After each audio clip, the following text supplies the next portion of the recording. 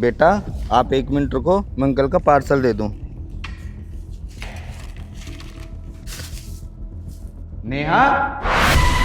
मयंक, नेहा ले लिया अबे ये क्या बदतमीजी है भाई।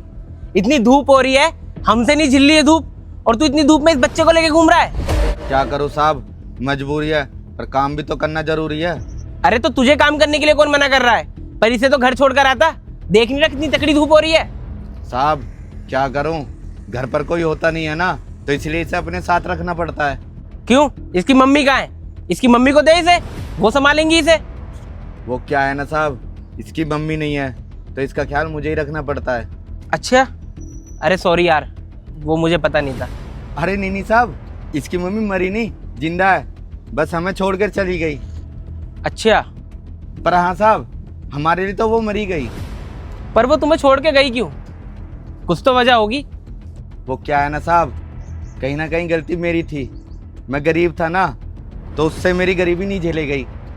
वो क्या है ना साहब, वो एक बड़ी कंपनी में काम करती थी और उस कंपनी के मालिक से उसे प्यार हो गया, और वो ठहरा पैसे वाला और मैं गरीब, तो वो उसी के साथ चली गई। यार ये तो तुम्हारे संग बहुत गलत हुआ।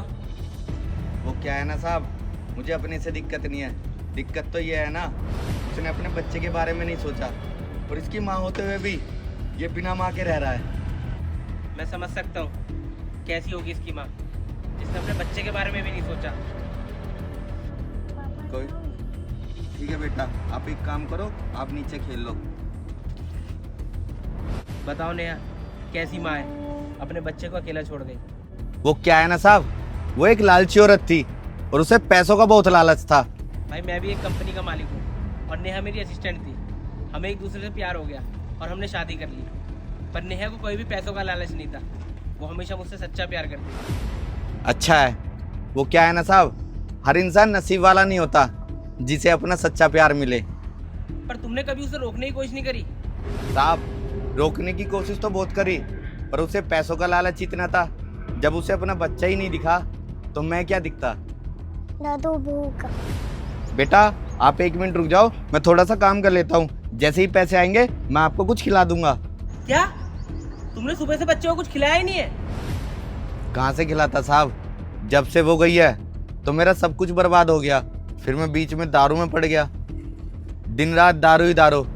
फिर मैंने अपने बच्चे के बारे में सोचा, जब इसकी माँ ने ही अपने बच्चे के बारे में नहीं सोचा, तो साहब मुझे तो अपने बच्चे के बारे में सोचना ही पड़ता ना, इसलिए ये नौकरी कर रहा हूँ। कुछ पैसे आते हैं साहब, और अपने बच्चे का पेट पाल लेता हूँ। अच्छा रुको, मैं इसके लिए कुछ खाने के लिए लाता हूँ। अरे नहीं साहब, आप क्यों तकलीफ कर रहे हो, अभी थोड़ी देर में पैसे आएंगे तो मैं अपने बच्चे को कुछ खिला दूंगा।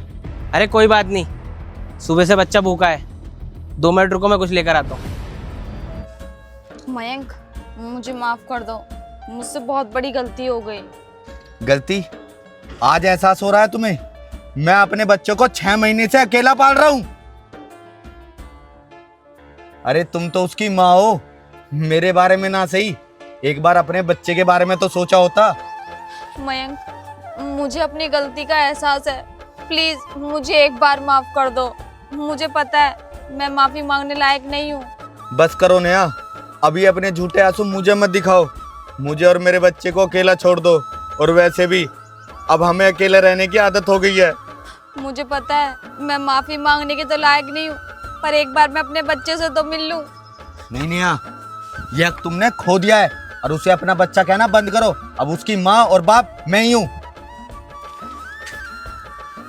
आओ बेटा चलते हैं।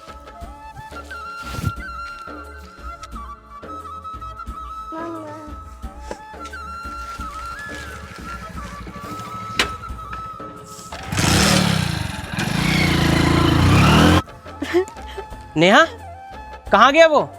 वो लेट हो रहा था इसलिए वो चला गया। अच्छा चलो, पता नहीं कैसी कैसी औरतें हैं जो चंद पैसों के लिए अपने पति और अपने बच्चे को भी छोड़ देती हैं। चलो अंदर चलते हैं।